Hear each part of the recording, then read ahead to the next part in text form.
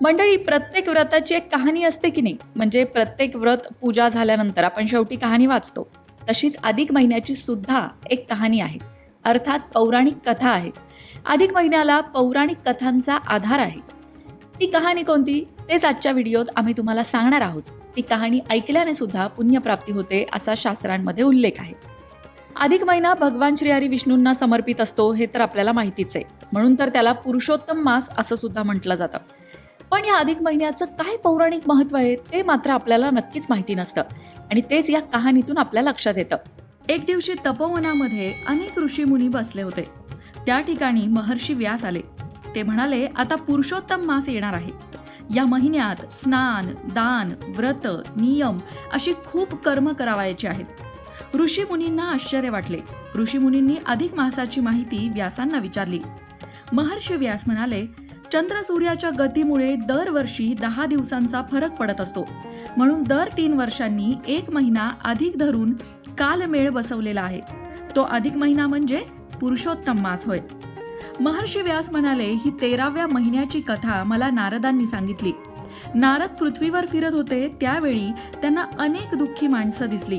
पृथ्वीवरील माणसांचं दुःख कसं दूर करावं याचा विचार करत नारद वैकुंठाला आले. भगवान विष्णू ध्यान करत होते. नारदांनी विष्णूंना विचारलं, आपण कशाचं ध्यान करता? विष्णू म्हणाले, नारदा, अधिक मास येणार आहे. त्याचा स्वामी गोपाल मुरलीधर पुरुषोत्तम आहे.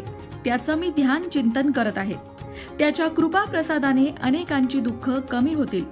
त्या अधिक मासाचं अतिशय महत्व आहे. नारद म्हणाले, देवा, मृत्यू लोकातील माणसंही दुःखी आहेत.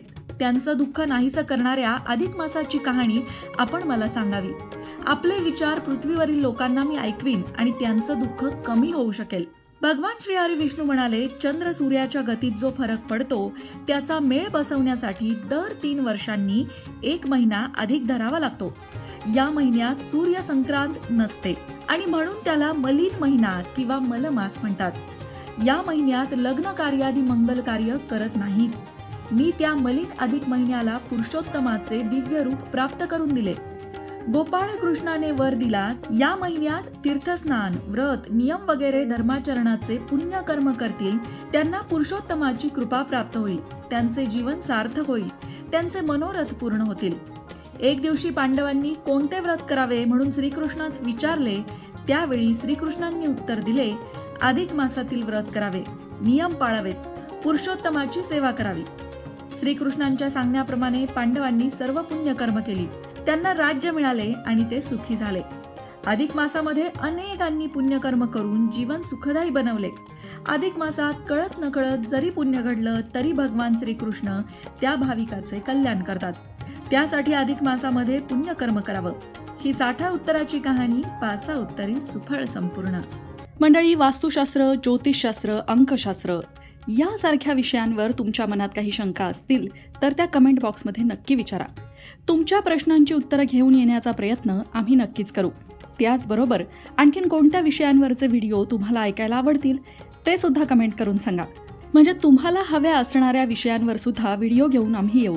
अशाच प्रकारच्या माहितीपूर्ण व्हिडिओंसाठी लोकमत भक्ती चॅनलला सबस्क्राईब करा आणि बेल आयकॉनवर सुद्धा क्लिक करा. म्हणजे आमच्या नवनवीन व्हिडिओचं नोटिफिकेशन तुम्हाला मिळत राहील. तसंच योग्य आध्यात्मिक मार्गदर्शनासाठी लोकमत भक्तीच्या फेसबुक पेजला फॉलो करायला विसरू नका.